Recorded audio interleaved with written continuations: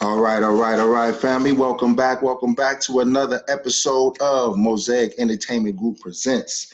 Like my shirt, family, herbivore, carnivore, turning a little more of an herbivore. You know what I mean? I'm not so much of a carnivore anymore. I'm trying to switch up my habits here, family. So tonight on the episode of Mosaic Entertainment Group Presents, I have tonight for you Mr. Johnny Jones Jr. representing Oakland, California.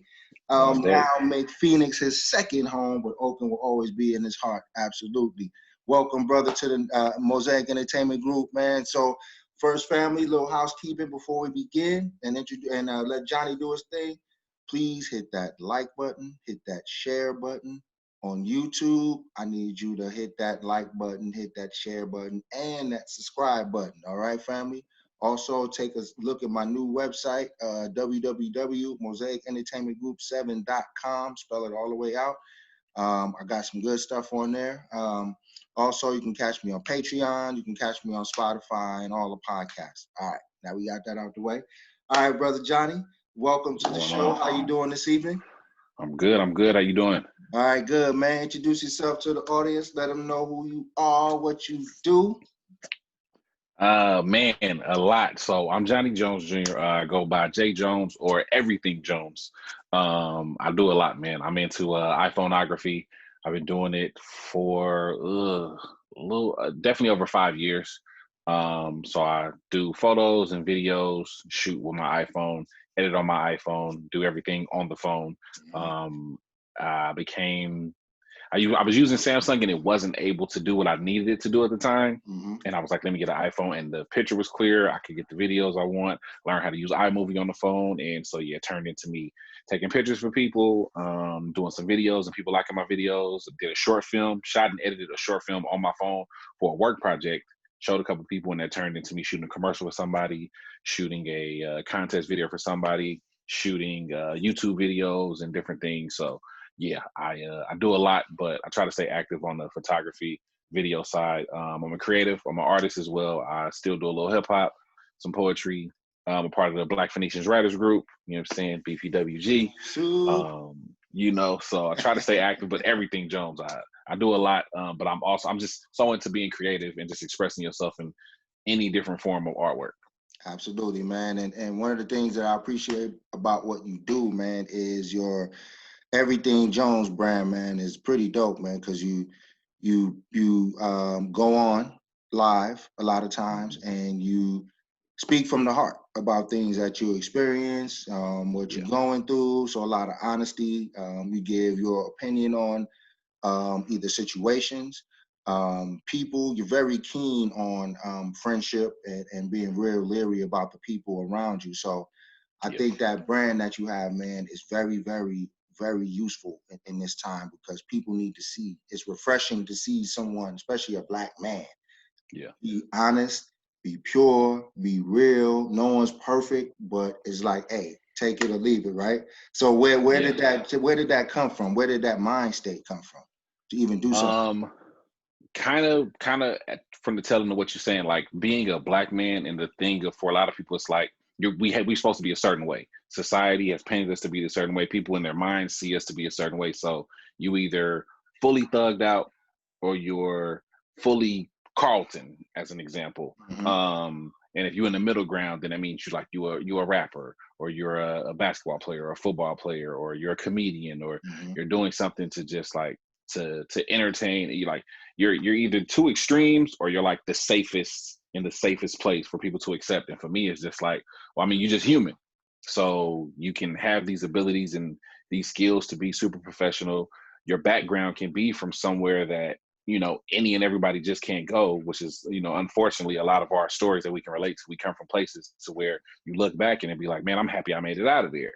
Right. So to have that background, and then to be able to obtain the skills and some education and knowledge and have natural intelligence to be like, I know how to operate when I'm in a room, but then also getting uncomfortable at a certain point of working certain jobs, with code switching, which a lot of people know about now, when you just basically assimilate to the culture, which is most times in a work environment culture or a white culture, and you just like, well, I can't talk like this. I gotta make sure I pronunciate every vowel and verb and adjective, and you gotta, and it's just like, nah, like I just couldn't. Eventually it turns us to us being fake. So you're putting on a mask to go out every day to do something that hopefully you love, but a lot of times it's not something that you love, and then you're just doing it for money. So you feeling like you're selling yourself or selling part of your soul, and you're not even getting to be you. So I think for me, it took, honestly, I think it took like getting fired from some places when it's like, okay, I'm trying to be this thing to fit in. Right. And I got fired when I had a moment of being myself or trying to fit in, and that didn't work. So it's just like, okay, well, I'd rather go out on my own sword than, you know what I'm saying? I'm going out on my feet, not on my knees. So I'm going to just be me.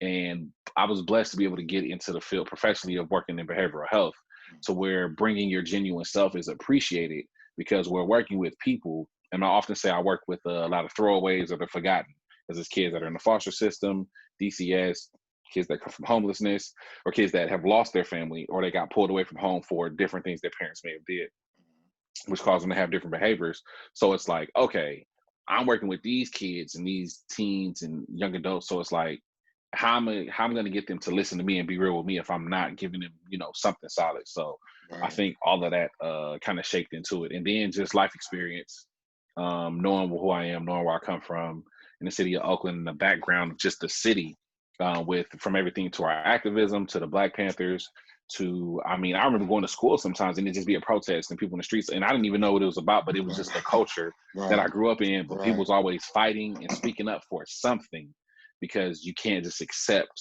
the way things are. And I've always seen that, like, wanting to have better, wanting to do better. So it turned into me just speaking my mind, and also I grew up in a family where you didn't have a voice till you was 18. So, kids, but my mom from Mississippi, daddy from Georgia, family from the South. So they like, you don't know nothing. Right. You ain't paying no bills. You ain't got no life experience. You don't know nothing. When you 18, you might be able to sit at this table with us. But until then, go sit at that kid table in the back and talk about toys or whatever you're doing. But I always had this, I always would obtain knowledge from just watching, because I observed people. And then the walk to school was a long walk. We didn't have a bus system where we got picked up on the corner. We were walking by homeless people, crackheads, fights, dead bodies. Like, I'm seeing this stuff as a teenager growing up. And then it's the option of like join, and we didn't really have gangs, but it's like join this group and do this stuff. Like, so many things pulling you different ways. So for me, basketball and, get into arts a little bit, like acting and poetry, saved me, I say, from, going down that path, because it's just that easy. You either, you're one decision away from like messing your life up, or just trying to, pursue a dream. And basketball was the thing that got me out of Oakland.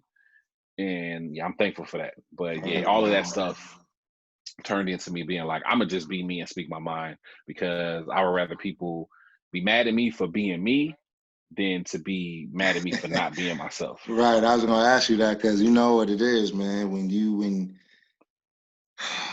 And I've always been drawn to spirits like yours, you know what I'm saying? Some of my close buddies are truth tellers, man, and they just can't help. They can't live. Faking is just what they just can't do. It's like some people do it so easily as getting up and brushing their teeth, taking a shower and go. And some people, it's like, I just can't go a day being fake. And, I had a buddy like that, for real. And you know what? That intimidates people. That intimidates people who don't know themselves. You know what I'm saying? Mm-hmm. So I think that's why you and I and family and audience, Johnny and I have known each other for quite a few years now. Mm-hmm. And I think one of the things that have linked us together is because we come from both two extremes. You from California, I'm from New York.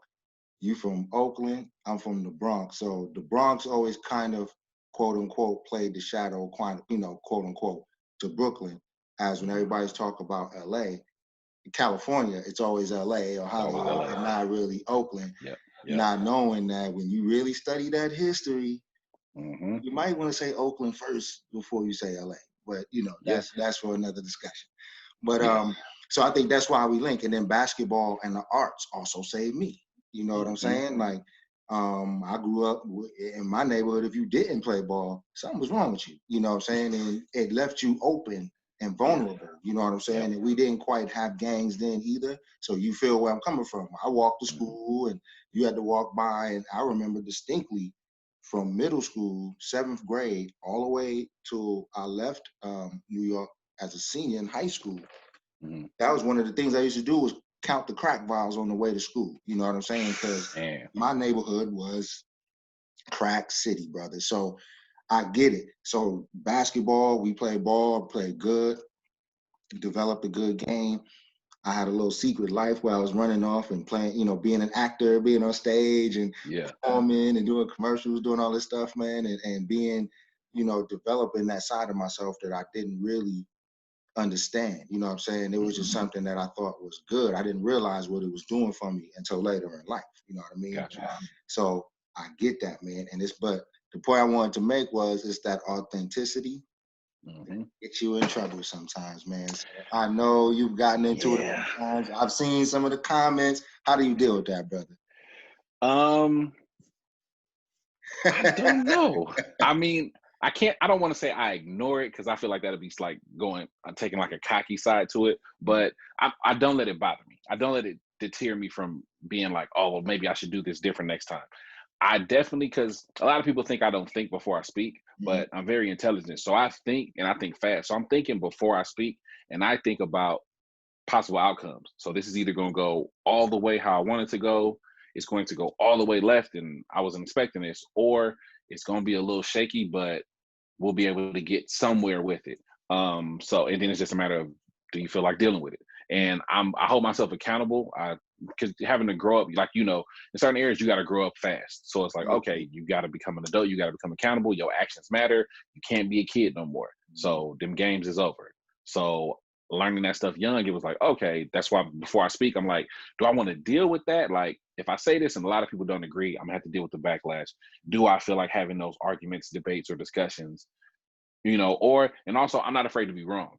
So that's a big part of it. Like, I'm gonna speak my mind because I speak from my heart to my tongue. Like a lot of times it go, now I think a little bit here, but it's more boom, boom. It's just boom, boom, let's go. Instantaneous, I'll right? deal with the rest. Right. And that's what I like about you so much, man, because it just, you know what I'm saying?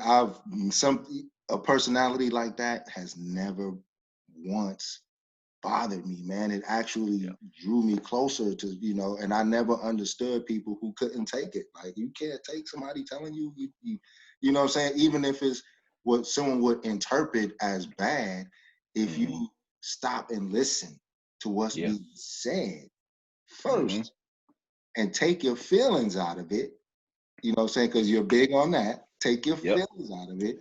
Listen for the truth. And I'm speaking from experience. I just had an experience with my daughter where I had to hear some stuff that I didn't like. You know what I mean? And I couldn't be mad because she's my child and she's giving me her interpretation of how she felt about me and about certain experiences in life. And I had to listen to that, man. And that's painful. You know, it's painful. So you know what I'm saying? So when you know you're dealing with people who are hurting, who's in pain, who can't handle that stuff. So, you know, I see, man, it's just kind of like, well, hey, you know, it is what it is. So when that first started happening, and then we'll switch gears and get into content. But it's important that the audience know who you are. You know what I'm saying? So, you know, the totality of the person. So you got, you know what I'm saying, that background you come from, you know what I'm saying? Also, you know what I'm saying, as far as Oakland, but also your raising, where at one moment you have to be a certain way in the streets to survive. But at the same time, man, as soon as you walk in the door, you a kid, sit your ass down somewhere. So you had to play this dichotomy, you know what I'm saying? And you come from a town and a community, man, that's known for activism, that's known for that. So you bring in all of that, man, and then you bring it to a city called Phoenix, Arizona, that hasn't really experienced a lot of, how can you say, you know, besides gangs and stuff, you know, real male honesty, black male integrity, and strength. And I think a lot of us from the different areas that we come from bring that here. You know what I mean? So how important is that, man, to really establish the fact that you really got to know yourself? You know what I'm saying? How important is that to you, man? Like, really getting that, and then getting that across to people that you might want to know who you are too. So that's exactly what I was gonna say. Like, the biggest key to it is knowing who you are and being comfortable with who you are. Because I came out here first in 2001 after I graduated high school, and it was culture shock to me. I was in Mesa, and I was going to MCC, and it was a lot more white people than I had grew up around. And the black people, a lot of people don't like this nowadays, but a lot of the black people, they acted white or talked white to me, and they didn't know a lot of their culture because in 2001 they just started acknowledging Martin Luther King's birthday as a national holiday in Arizona. Yeah. So that was what, the beginning of that year, and I came in July. I came like 3 days after my graduation. I came out here. So it was culture shock because I was just like, okay. And I would talk to people, and people would like, they would tell me I talk fast. A lot of girls was intimidated by me. They thought I was like a pimp because so coming from Oakland, we you know, for activism, hustlers, tell it. pimps. Yeah. Like, so I learned a lot because I have partners I went to high school with that are pimps now, or that are in jail for doing that, or that are hustlers now, or like, you know what I'm saying? And I have people that also are professionals working corporations and family, you know what I'm saying? Just of all different backgrounds and all different levels of life, because we're all human beings and everybody aspires and wants to have the best things in life, the nicest things in life, or just the most comfortable, peaceful life. But growing up, I was blessed to be able to travel a little bit. So like we did road trips to Mississippi, to where I seen some of my family out there that was doing worse and doing better. And then we traveled to Georgia, to where I seen some family that was doing worse and doing better. So it gave me an idea of like, okay, I don't want to fall into this. So I need to aspire to work towards this. And then I was seeing it in my own life of like growing up. We started out in a 1-bedroom and it was 5 of us. And then my mom got remarried, and we had a house in a backyard, in a front yard. And that was huge to me because we was in, you know, this apartment with a whole bunch of drug activity around it. And it was, you know, my mom didn't want us to go outside to ride our bikes, really. Stay in front of the house where I could see, you know, type of thing. Like, so going through all of that and then coming out here and having that culture shock of like, okay, I got to figure this out. So I had to assimilate and figure out how can I move comfortable but still like be me. So it was a struggle. It was a big struggle at 18. And I came out here just not knowing as much about the world as I thought I knew. I knew a lot about my world, but I didn't know about, you know, this world. And that's the biggest thing that I think was the blessing, like, because we all know our backyard very well. But as soon as you go to somebody else's across town, it's like you got to figure out how they operate, and you got to respect the rules of their yard. So I had bumped heads a lot of times out here because it was just, I'm from Oakland, ooh, and they're like, we don't care. Like, this ain't Oakland. This ain't Oakland. And then, you know, and I'm like, okay. So I, you know, had some harsh conversations with some people, a couple arguments, almost some fights and stuff. But just learning through experience and being blessed to not put myself in a terrible situation. Because what I learned in Arizona, it's such a comfortable place, and it's the perfect place to recreate yourself, to find yourself or reinvent yourself. I guess you would say. But if you find yourself in a bad place or in some kind of trouble, you probably was asking for that. Right. And like my mom said, if you go looking for something, you're gonna find it. So you have to, in your mind, be like, I want something different, or this is what I want, and I'm gonna go for that. And Arizona provided me that opportunity and that space to grow without knowing a lot of people. So it wasn't the peer pressure of, oh, come hang out. Oh, are you changed? It was none of that. And then to my friends, a lot of people back home, they was like, you made it. Like, you made it out. And I'm just like, I'm just 2 hours away on the plane. Right. So it wasn't that big to me. But then as I started to view it from their viewpoint, it was like, okay, dang, okay, I did make a big decision. That a lot of people, it's hard for them just to leave home. So bringing that out here and then being like, okay, I'm gonna just start being me as I start developing more and learning more and growing more and maturing more. I was like, okay, I know what I want to have be a part of my legacy, or people that meet me, I want them to remember this about me. Because one of my things, a thing I say is I'm a life learned lesson, not a pop quiz. So I want people to have an experience with me and remember me forever. And I tell people, like, I've met people like, you'll never forget me. Like, you're never going to meet anybody like me. You're never going to forget me. Or if you meet somebody like me, you're going to be like, you remind me of this dude I know from Oakland. And I wanted to be a great representation of Oakland too, because I wasn't the most thugged. I was a hoop player. So like, I was a hooper, but I, you know, like you said, you connected to these people, so you learn these things and see these things. But my focus was like basketball, and let me get out of here, because, you know, you start experiencing death young. Went to my first funeral at 10, almost got shot at 9, walking to school. So it was just like, it's a lot of pressure. And then I was blessed to be able to get into like a pre-college program called Upper Bound. And like, they always told us, like, y'all are competing against people that y'all don't know, but y'all have to be like 3-4 times better than them just to get accepted to sit in the same room in them, sit in the same room as them, and that never sat well with me. So like the whole like difference of like, man, why do we have to work so much harder just to get equal treatment? Like if I'm outworking you, then I'm better than you, right? Like if I'm doing more work, but it's like, no, you got to outwork them just so you can get treated like them, or maybe just under them. And it's like, I don't like that. Right. So I'm like, I have to figure out a way to be an impact or be a voice to, like, you know what I'm saying, and to show action, like this is how you do stuff, and you can make your place, stake your claim, and like be you. But it's a lot, especially being a Black man out here, and voicing yourself. It's like you said, it's intimidating to people. It's uncomfortable for a lot of people, but it comes back to them not knowing themselves or being comfortable enough to share them full selves. But for me, it's like I know myself very well. One thing I say, my phrase CIE, confidence is everything. Favorite phrase right there. Man, I use that it's real. Right. It's real, because that's what I see. A lot of people lack self-confidence. Right. So it's like they're depending on other people to prop them up or hold them up. I don't need anybody's validation. I don't need anybody's anything. Like now it's hard because I'm an artist, so we put stuff out there for people to kind of, I guess we could say validated, but we want people to consume it and see what we see or feel something that we felt. So if it's a poem, if it's a rap, if it's a song, if it's a movie, if it's a short film, if it's a picture that you paint or something, you want people to see that thing that you saw and get that feeling that you feel. So it's subjective. Art is subjective. So you're putting yourself out there, but it's like at the end of it, it's like, well, I don't need y'all to tell me it's dope, because I know it's dope because the work I put into it. Right. And I think that's what separates me from a lot of people I know. My thing is like, focus on the work, and if you put in the hard work and the effort, then the complexities of it, the people that are supposed to see it, they'll see it and appreciate it. The people that don't, it's not for them. Right. And I think that's a good message. That's Johnny Jones, family. That's Johnny Jones Jr. So that's a real good message, man. That, you know, and I think that's what people see. And, you know, even grown men, you know, I've seen some of the responses, and I'm like, okay, you know, you would think, you know, they were their wives or something, but that's for another conversation. But yeah, man, it just that authenticity, man, it comes through. So let's switch gears a little bit. Okay.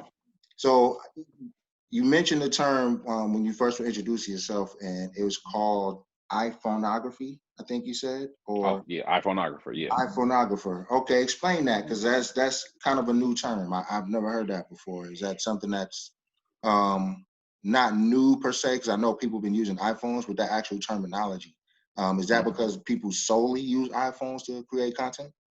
So it has became a thing. And I was doing it before I even knew what to call it, but I knew like I couldn't call myself a photographer, because so I respect every form of art as its natural form. So like I'm not going to, like the argument with, because we both hip hop fans, the argument with hip hop is, you know, if you're not spitting lyrics, then you're not really a rapper. Right. So they say some of these artists, they're pop stars. Like you're a pop star, you're not really a rapper because you're not trying to put bars, metaphors, similes, structure. You're not telling me a story. And you know, they're like, well, I'm a rapper, I'm a high rapper, I got my chains and my money and my shows, I'm a rapper. And it's like, are you though? Like you know what I'm saying? So, and that's a whole nother conversation, but but it's that thing. So it's like, okay, I respect the art form as it is in its original form, and I know that everything evolves and grows as it should, because otherwise it's like adapt or die. So you gotta grow. So with photography, I never call myself a photographer because I don't have a DSLR. I'm not shooting with different lenses and doing all those different things. But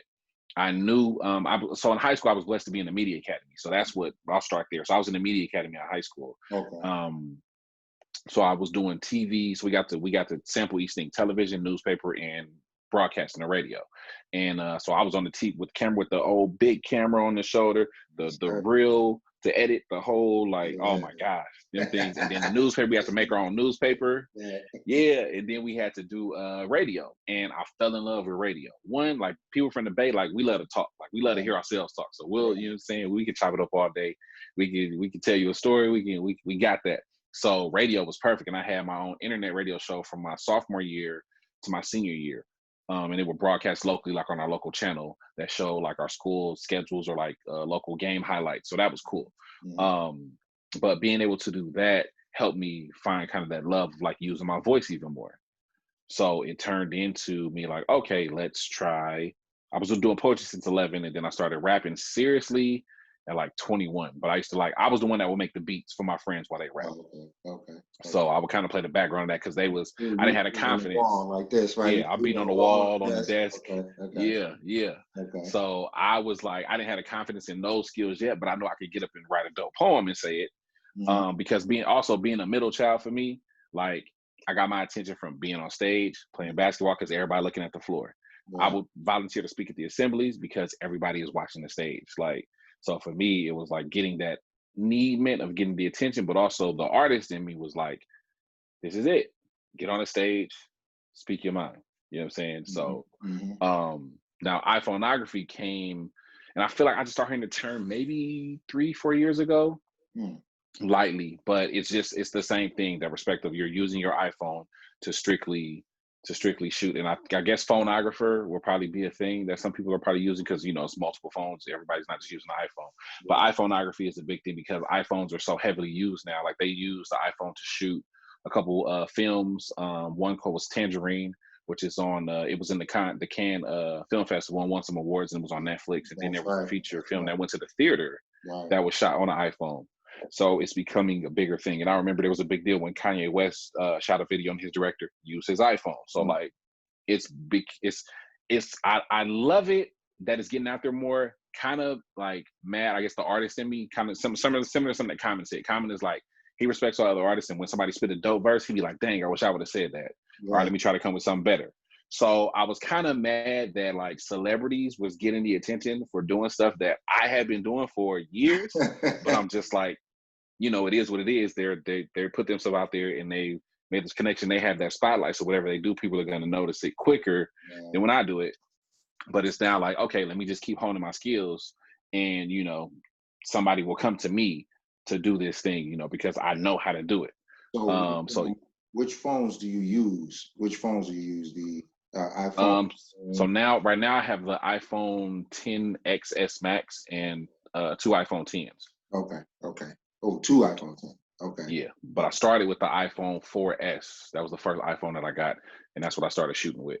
And then I was learning to shoot because what it was, I was trying to shoot like record a poem and a music video, and I just needed to figure out how to do it. And it was like it wasn't in my budget to pay for $1,000 video.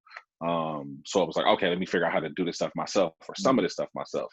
And so started there, and then shoot videos, do funny stuff, and then I learned how to edit. And then I shot a short film for this project at work, and people was loving it. Like, dang, like how'd you shoot that on my phone? How'd you edit it on my phone? And they're like, what? And I'm like, yeah. So I would show people, and and iMovie was super limited back then, like super limited. Now, like it's a lot. You can do a lot of stuff on it now, but I remember when you could do nothing really, but I was still getting stuff done. And then now you can do like the voiceovers, you can do green screen, you can do so much stuff now. And it's dope. Like I think that technology should work like that. Absolutely. Every year it should get better. You should be able to do more and more with it. Now they're comparing iPhones to Red cameras, which are $50,000 cameras, or you can get an iPhone, for $900 or $800 or $1,000, depending on, I guess, the memory size. But you can shoot, and they're doing footage and putting raw footage side by side, and you really can't tell the difference, which is dope. It's really dope, man. And I think just being able to do that, I tell you, it takes patience, man, because I can't even, especially with the editing aspect of it, I'm like, man, my fingers and the phone screen, and because I have a 10R. Okay. And it's a nice phone. The camera is incredible, and you get great images. But it's like, dang, I can't. I had to get an iPad or something. Something I could get the little stick and then use that. Yeah. You know what I mean? Yeah. So I want to go that route. But I wanted you to go back into that. But I also just wanted to mention 2 more movies that shot iPhones. One was 9 Rides by Matthew Cherry, and he shot on 2 iPhone 6s. Okay. And it's in black and white, and it's a silent film, so there's no dialogue. Dope. Okay. And then there was one about basketball, man. It was the Hoop movie. Yes. I was trying to think as you were saying it. Yeah. That one. That one was shot on iPhone, man. On an 8. He shot that on an 8. That was what's that guy? That director, Soderbergh. Steven Soderbergh. That was he shot that, and they showed some like stills of him. He literally just had his iPhone on the thing and was shooting that entire. You couldn't tell the way that movie was shot beautifully. So that's what I see when I see what you're doing. So yeah. I think he used. I have actually lenses for iPhones too that I got. I just never even cracked the box open, but I have the lenses. You use lenses, or you just use the straight So for the most part, I'm using just the native camera. But I've had like control, like I said, if I can pull them out of a drawer somewhere. But I have like, it's this one thing. It made the phone basically turn into a camera. So it's like this metal thing. You put the phone in there, you lock it in. You can screw on different lenses, and it has a cover. And as I'm moving with it, it looks like a camera. But people are like, what kind of camera? I'm like, oh, it's a phone. And they're like, what? Like, and the thing is huge. Like, but it was just the small phone. But yeah, I use mostly the native camera, and then I'll use a different app. So I use Filmic Pro, which is an app that turns your phone into pretty much like a DSLR. So it has all the settings for lighting it. It'll show you like overexposure warnings and different things like that. You can plug in different mics and all this different stuff that you can use with it. So I use that to film a lot. I'll do the native iPhone camera, and then I've been using. So I have a gimbal, the DJI Osmo Mobile 3, and I use that to shoot a lot because the shots are just, I get such still shots, like perfect shots. So like, it's cool to shoot with the phone handheld, but like there's a technique to it. Like you got to have your elbows in and just like move a certain way to get like still shots, because otherwise it can get shaky. So yeah, so to avoid the having to overthink it and not being able to focus on like really what I'm shooting as much, the gimbal is just, it balances itself. It's a 3-axis gimbal, and I can just move and it moves right with it. And I love using that. So I've been using the gimbal for probably about 3 years now, because I started with the iPhone, when with the Osmo, DJI Osmo 1. And we had it at the station. And my Radio Phoenix, somebody was using one. And so I borrowed that for like a month, and I fell in love with it. So then the 2 came out. I used that, and I used that for a good while. And then now I have the 3. So that helps a lot, because that's key, like to footage. Because a lot of times people can tell it's on the phone because it's shaky. Right. They're like, oh, you can see the people but with a gimbal, like you can't tell. Wow. Okay. I'm glad you, I wanted to, well, you went into my next thing, like explain some of the stuff you use and whatnot. Got you. Yeah. So when you're doing your you, Jones, I'm not Aya Jones, when you're doing your everything Jones, what are you using at that point? What are you using? So if I'm on the move, I have my gimbal. So if I'm on the move, I have my Osmo Mobile 3. Okay. I use that more now than the 2. And I have that. And then sometimes I may do like some handheld close shots, but it's probably going to be still, or it's going to be like very limited because it may be the space. So like sometimes I'm on a plane, and I can't like turn it on the gimbal. It's like weird. So like I'll just do a handheld shot. If I'm traveling, but most times, I got the gimbal, so I'm using the DJI Osmo Mobile 3. I don't really have lenses on there. I don't have any lenses right now, as a matter of fact. I'm planning on getting some though, because it's a case, a moment case, and they have lenses that can screw right into the case. So I want to use those. They have wide lenses, the telephoto, the fisheye. They have a different one, so I'm planning on trying that out. But yeah, it's just the phone, I put it into the gimbal, balance it, and make sure my lens is clean, and I'm shooting like that. That's what's up. So what do you use to clean your lens? Because I'm like t-shirt, shirt, lens. If I'm on the go, then I'm using the t-shirt and the shirt. But most times I have my so it's like the glasses cloth. I use that. That's really good. Yeah. Okay. So lately I've been noticing you've been doing some drone shots, man. So you got a drone. Yeah. How's that? So sticking with DJI, they make great products, and I'm not it's crazy that people do that, but I'm not a fanboy. People, Apple fanboys. Right. The products are compatible with each other, so you like to use them together. So DJI, they have a drone. It's the DJI Mavic Mini, and that's like the perfect starter drone. It's my first drone. I've been using that and getting some amazing footage, and just it's expanded my catalog of what in my mind for what I can do. I've been able to get some amazing shots. I took that thing to Hawaii, flew it in Hawaii, crashed it in Hawaii. Got some amazing shots out there. I took it to New Orleans a couple weeks ago, flew it out there, and I've been flying all around Arizona with it. I love that thing. Like it's amazing. And I travel so easy with it. Oh, I wish I had it with me. So I have my backpack, and it looks like, a laptop backpack, but my drone is in there, my gimbal is in there. So I can have my laptop, my drone, the gimbal, and my other phones and chargers and everything, and it all fits in my backpack and get in and out of through security, no problem. It's so small. Like the drone folded up, it's no bigger than the phone. Really? Yeah, it's no bigger than the Okay, so phone. the Like, wings and I all that wish I'd have stuff brought it with me. fold in and do all that. The wings Yeah, fold so the in, legs, the yeah, propellers. everything folds in. Yep. Oh wow, wow, wow. So that's man, technology, Yeah. boy. That what Yeah. man? So We on the move with so it. they need to call you Technology Jones next, right? Yeah, We man. need to Another get on nickname is that. iPhone Jones because I know so iPhone much about Jones, that's iPhone. right. iPhone Jones. Yeah. Right. So you got I of Jones, iPhone Jones, Yeah. um, Everything Jones. Yeah. And then you did have Lunch with Jones. Was it Lunch with So let's do lunch let's do Let's Do lunch with Jay Jones, the podcast. So Food Jones is the nickname from Food that one because Jones? I'm a There big it is. foodie as There it well. is. Food Jones. So because he's a big foodie family, so Food Yeah, Jones. So think about it, man. This dude is really a franchise when you think about it. You know what I'm saying? Because man. it speaks to, and this is why we went kind of deep a little bit into his personality and where he comes from, and so people can understand. Because now you can see what he has to offer, family. That's like several, different brands, and they all have their own different lane.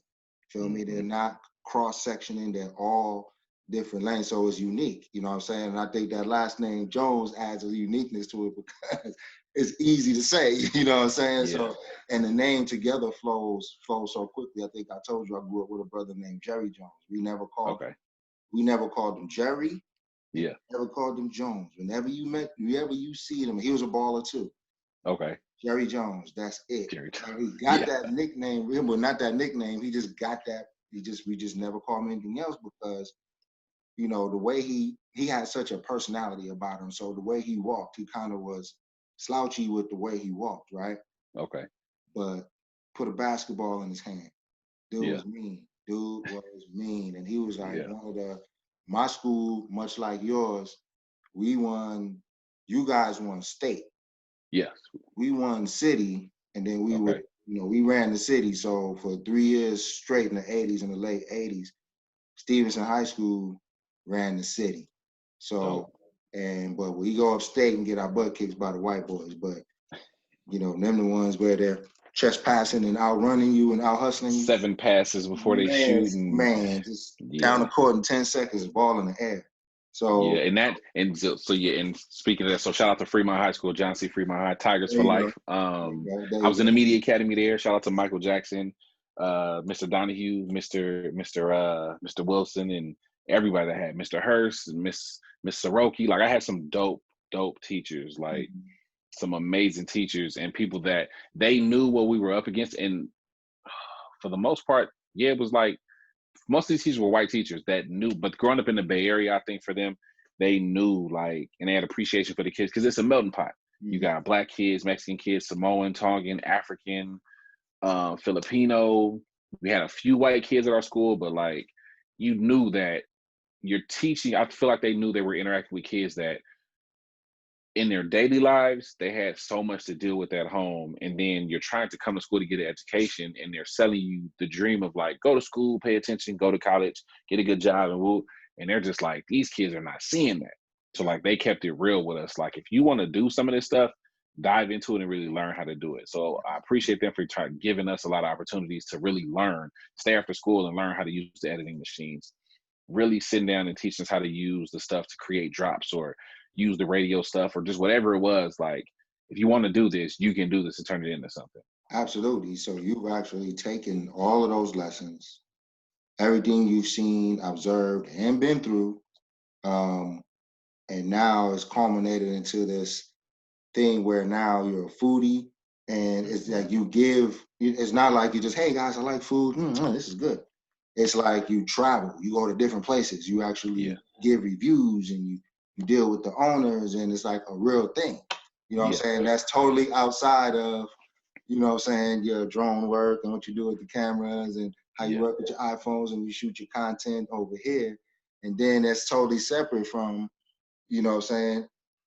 everything, Jones, when you're given just everyday practical experiences and knowledge, and most of all, something for people to think about.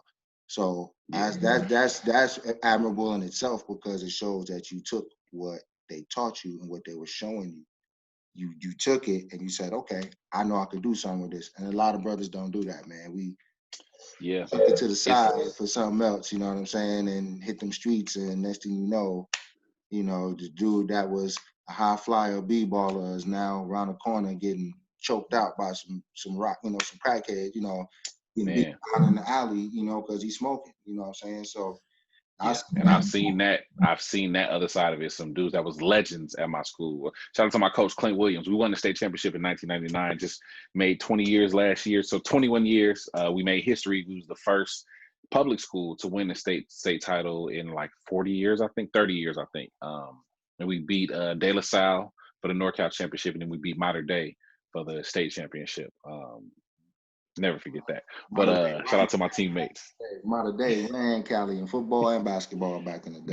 Man, they did, but you know, Fremont High showed them something. We made it to number 7 in the nation as well. So we did something, man. Shout out to Coach Clint Williams.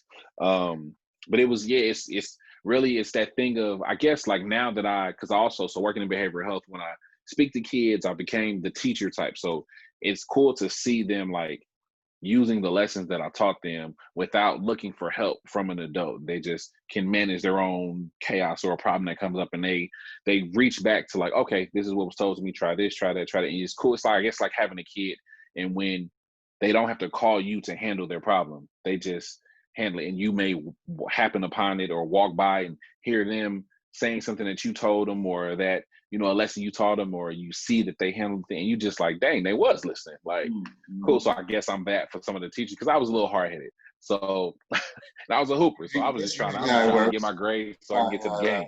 That's usually how it works, man. The hard-headed ones usually be the ones that wind up being teachers, man. Wind up, man, for real. Ones who sacrifice their lives for others, man. So yeah, you just fall in the line of the tradition, man.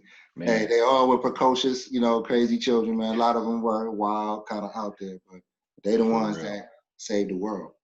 Just to be honest. And that's something that me and my best friend used to talk about. Rest in peace to Dewan Bush. We used to talk about, like, we both felt like that one person could change the world, because I used to hear this a lot, like, you know, one person can't change the world. You can't change the world. And I think it was just, I think people meant well with saying that, but I think that can be damaging to somebody's spirit and trying to like push and want to push for change. And if they're just like, well, you can't do it by yourself, one person can't change the world. So then you may feel like, well, my ideas aren't good enough or well, but I'm just like, well, and I guess it's funny, before I ever seen Tupac say it, I felt like this, but like, I know Tupac says, you know, if I'm not gonna be the one person that changes the world, hopefully I can do something or say something that will spark the mind of the person that'll change the world. So in a way, I did change the world. So, and it was so beautiful when I seen that. I was like, dang, like, you know, I feel like you get sent signs and stuff, and I was like, dang, like I'm on the right path of trying to keep doing, you know, whatever it is I'm doing. So I think that became a big part of it. And that's a part of the whole, my activism and just being, you know, speaking out on stuff and trying to be a voice and be a leader. It's like, because if it's not going to, everybody may not hear me or listen to me, but if I can get a kid or a group of people that have the power or the funds or the means or the connections, and they take my message and be like, boom, then it works. Absolutely. So going back a little bit, with the equipment that you use and your visualization, what do you like to look at? Like what kind of programs and stuff do you like to look at? What do you, because I think I saw you post something about what you just recently watched. I think it was the basketball movie about the kid. Was it that one? The kid who just posted something about he was watching on Netflix. Like, so what kind of shows? Oh, okay. So what's that show? Last Chance U. Last Chance U. That's what it was. Yes. So I watch a good amount of Netflix. I like Netflix, Stars. So like I'm into a lot of the popular shows. I don't do a lot of reality TV anymore. I haven't watched a lot of stuff in years, but more so like Power. I love the way that was written. I used to be a big fan of Empire, and then it just got strange to me like season 2, so I kind of fell off. But I do like to finish things that I start, so I want to go back to it and just see how all those storylines ended. I love Last Chance U on Netflix. I just think it's because it's that story of so many kids that have this dream to all go to the NFL, because it's always at a junior college. And it's kids that probably got in trouble at a big school, and now they have to go. Yeah, it's the football. So now this new season is going to be at Oakland at Laney. Shout out to Laney College. It's one of or community colleges right in downtown Oakland, which is crazy to me. Like thinking about this, like what the city is known for on the outside so much. It's so funny when people like, I've had people be like, "You're from Oakland? Like you're from Oakland? Like you're from Oakland?" And I'm like, "Because I'm not trying to rob you. Don't mean I'm not from Oakland." Like, Right. that's what you think. Like, no, we're real people. Like we're lovers. We're sensitive. We're human beings. Like we like dogs too, and we like brunch too, and hanging out by the lake and stuff. But like we're human beings, so it's cool to see. I'm just proud that it's in the city. Like I'm always proud to see my city on TV, on a movie or something, because nothing against it, but I always see LA. I always see New York. And then now we're seeing more Atlanta. And it's cool because those places, they have people out there putting in the work to be seen. So you can't be mad at somebody doing the work. But then like, I love seeing Ryan Coogler, who did Black Panther, who's really from Oakland. You know what I'm saying? He's really from Oakland, and how he threw Oakland in there. And he did Creed, and you know what I'm saying? Like, I love seeing this. And then there was another movie, All Day and the Night, on Netflix, which was shot by, I can't remember his name, but he was one of the writers on Black Panther as well. Okay. But that's dope. I think he was in Black Panther or Creed, but he worked with Ryan Coogler. But All Day and the Night, and that movie is like one of the perfect. I tell people to watch that because I'm like, you'll get a great sense of how I grew up and how a lot of my friends, like, those are the options that you had. It's like either you're gonna be, if you're not into sports or rapping, then it's like you either gonna be thugging it out in these streets, or you're gonna be trying to, get some girls and pimp them. Like those are your options. Those are your real world options. It's not go get a warehouse job or no. It's like you gonna be out here in these streets, and like this dude, the way the story is told is so beautiful. It's like a love story and a family story, and it's showing him through all this stuff, through all that he's fighting through. He's still trying to just be human, but he doesn't know, like, because of the tough love thing with his dad. His dad was a gangster. He's like, I don't know how to be like, this is how I know how to be. So these are the decisions I make based off of what I know. And then it's him reflecting on his life while he's in prison, of like, dang, what if I would have did something different? Like, it's dope. So I love seeing that type of stuff. So yeah, Netflix. I love the series on Netflix. I like the way the originals are put together. I watch some Hulu, but I just love stuff that's just real. Insecure on HBO, Euphoria. There's another series I just started watching on there. I think I May Destroy You. Amazing series. Like if y'all get a chance to watch that, check out the actress on that. She's amazing. Yes, I May Destroy You. Amazing series, and it's sensitive content. It's centered around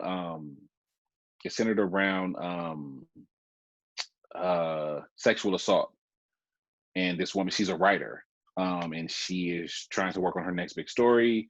And I don't want to give too much away. She's trying to work on her next big story, goes out to hang out with a friend and to blow some steam off. They're partying, and she ends up getting sexually assaulted, but she can't really remember it, but it's coming to her in flashes as she's living her daily life. And then she remembers, and it's amazing. And then her friend, who's a gay man, he also deals with something where he's assaulted, and it's just crazy because like neither one of them really want to say anything about it because they're so ashamed. But like it's crazy. Like it's a great series. Like the actors are amazing. The storylines are really good in there. That's a good series as well. Like those authentic type shows that, Yeah. When you watch them, you leave affected. You know what I'm saying? I love those type of shows. That's when I started writing. That was my goal, man. Was to I put these words on this paper, man. I want people to feel it. I want you to walk away from seeing something that I created or that I displayed, or reading something that I wrote. I want you to feel it in your heart. I want you to feel it in your soul. So it sounds like that's kind of what you like to watch when you're when you're viewing your content. Now, is it something visually you look for, or is it more story? What attracts you more, or is it a combination of both?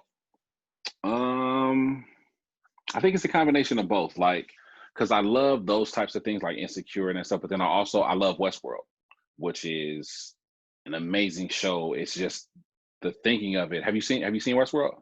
I've watched one. Is it episodic? Is it episodic? Yeah.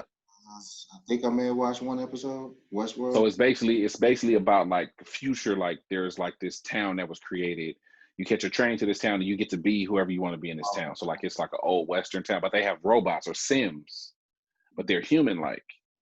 It's an amazing show. Like, and they have everything is like simulated from the bulls to the horses. Everything is like fake in the world, and they're called hosts. So they're hosts in the world, and you can be whatever. And like, yeah, if you get into it with a old fashioned shootout, you shoot one of them. They'll just take that one off the line, fix it, and then they just make another one. Like, so the next person can have their experience. It's dope, but it turns to where the machines turn because they're like somehow in their memory it burns in, and one she's been killed like 300 times, and she gets tired of it and starts to fight back. It's an amazing show. Like, it's an amazing show. So I love like the futuristic stuff too, because I grew up loving like Terminator and stuff like that. So I love those types of things too, because I'm a Pisces, so I'm a dreamer, so my imagination can run. So I love those types of things. I used to watch like True Blood on there, but yeah, I love any kind of good content. A good action movie, I love a good action movie as well. But they're getting better at making the stories. Like, I forgot what it's called, but it's about the black female cop where she witnesses another cop killing somebody, and her body camera catches it. And I need to look the name of that. But this is actually the first role where a black female was the lead in the movie, and that's lead cop in that movie. So it was dope. Like, and she did really good. The actress, she's amazing in that. But I love like just the real life stuff. But sometimes it's cool to take your mind and take a breath away, because there's so much real life that we experience daily. Sometimes you just need a break. So I like the futuristic type of stuff as well.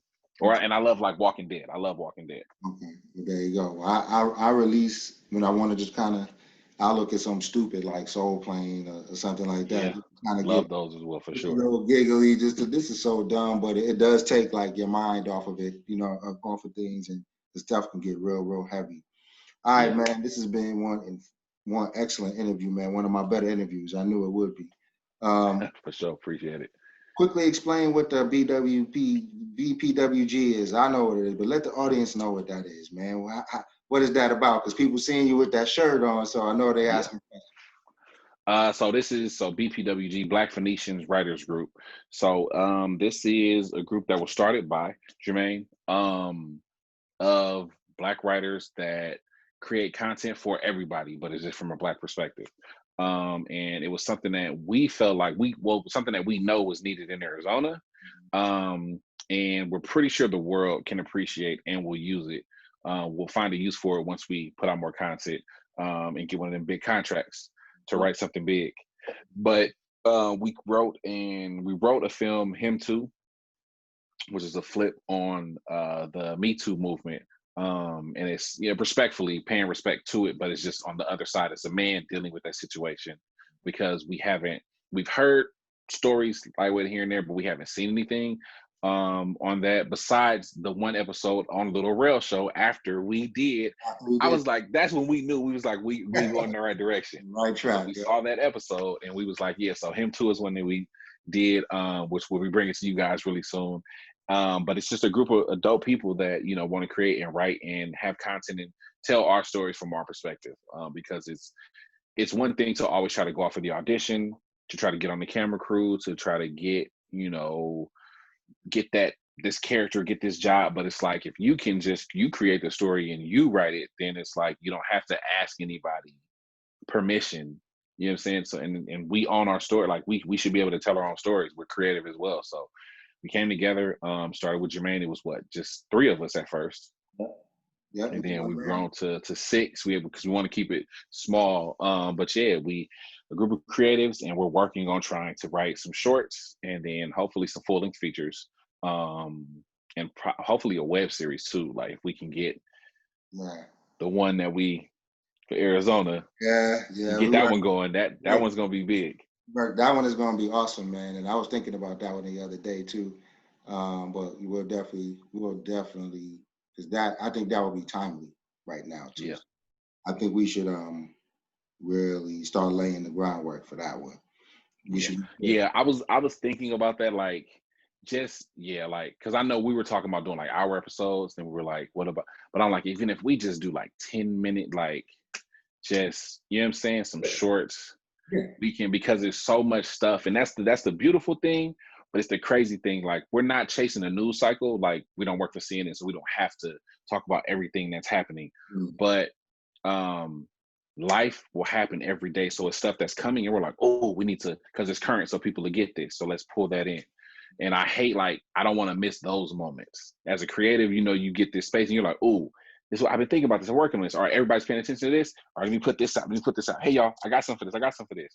But if you wait and then you like, and then you put it out and people are like, we're not really on that no more. Right. That's the tricky part about it. And that's where the cohesiveness come in, and that's where the timing comes in, because thoughts are energy. So we putting the energy out there, we putting the thoughts out there. If we don't move on them, someone else will. And that's man. What happens. Like, the thought will literally leave you, you know what I mean? And go to another host.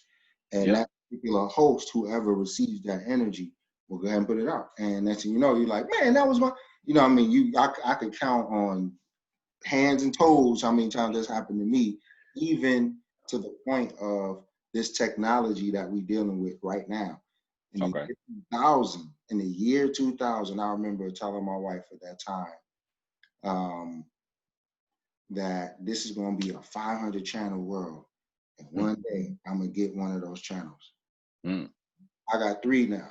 You know what I'm saying? So it's like, hey, you know what I'm saying? It actually happened, but this was like pre-internet, we still was like, I guess we had cell phones. I had a Sprint flip phone. I guess that's when the flip phones was just really starting to come out, the Sprint flip phone. So they were talking about it, but we didn't have all of this. There was no Netflix. There was none of that stuff.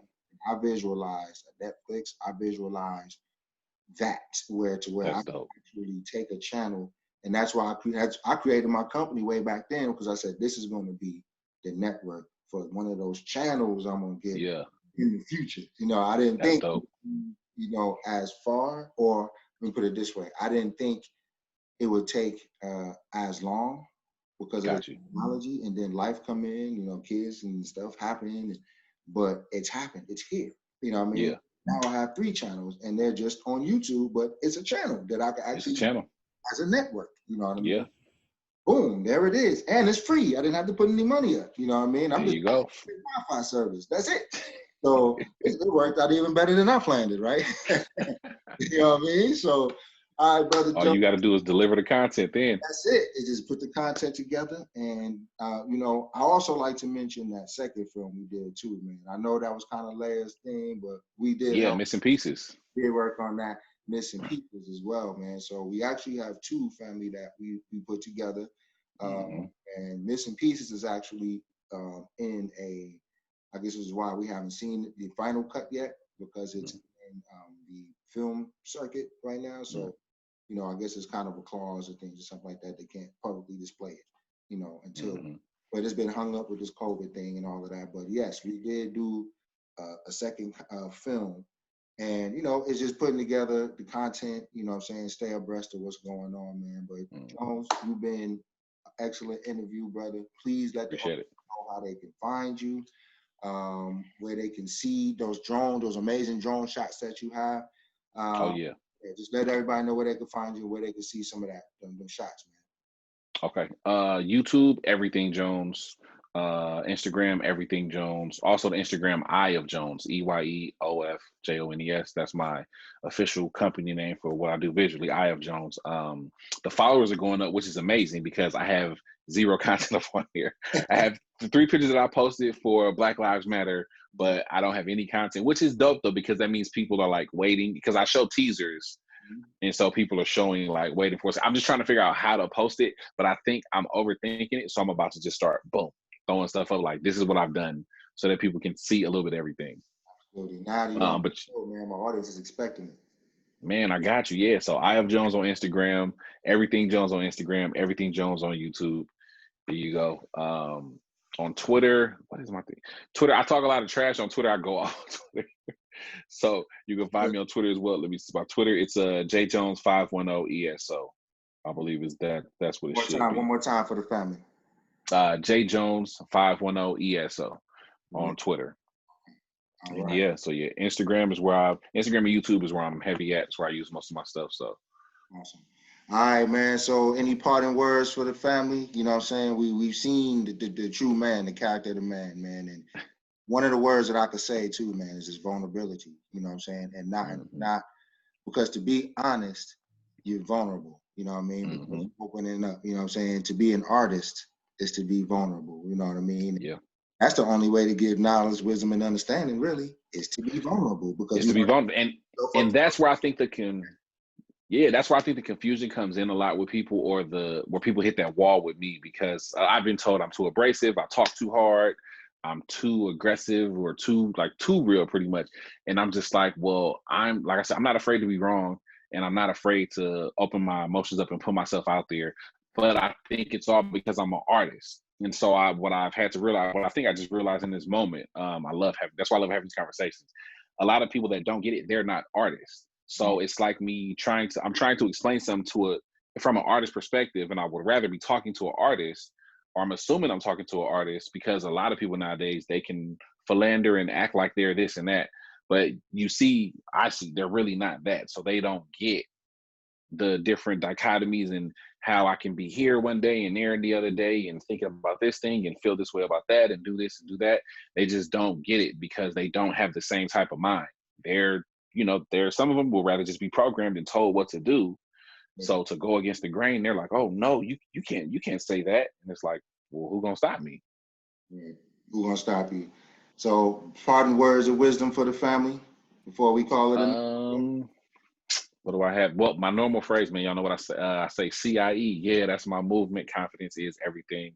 I believe that in my heart. That should be a part of your foundation. Use that to build yourself up before you look for anybody else to build you up. Yeah, I mean, I think that's the main thing. And whatever it is that you're doing creatively, just do it. Don't overthink it. You don't have to have the perfect content. You don't have to have the perfect or most expensive equipment. Just start, and everything, as you put the energy out, like Jermaine said, as you put the energy out, everything will come to you that you need to get to where you need to be. But just start. Just do it. Do it. There it is. All right, family. Thank you very much for tuning in to another episode of Mosaic Entertainment Group Presents. Everybody give a digital round of applause to my brother Jay Jones Jr. out of Oakland, California, man. It's been enlightening as I knew it would be. It's been entertaining as I knew it would be, and informative. So I appreciate you for giving me your time, brother. Spending time with me, man, and just blessing the audience, man, with some of that. Some of that. I mean, we got a little, There you go. There it is. All right, family. I appreciate that, man. Appreciate you. You guys have a great night. Once again, check me out on YouTube. Check me out on Patreon. Check me out on Facebook. Tuesday nights and Thursday nights. So now I'm going to Thursday nights too, brother. 8 p.m. Oh. All right. Okay. So check me out, family. All right. You guys have a great one. Jones, thank again, my brother. Really appreciate you. Have a great night. Kiss 90 for me. Tell I said what's up. Stay cool. Keep it pimping. Keep it fly. You know what I'm saying? And that's how we do it. All right, family. Thank you very much, man. I appreciate you. Have a good one. All right. All right.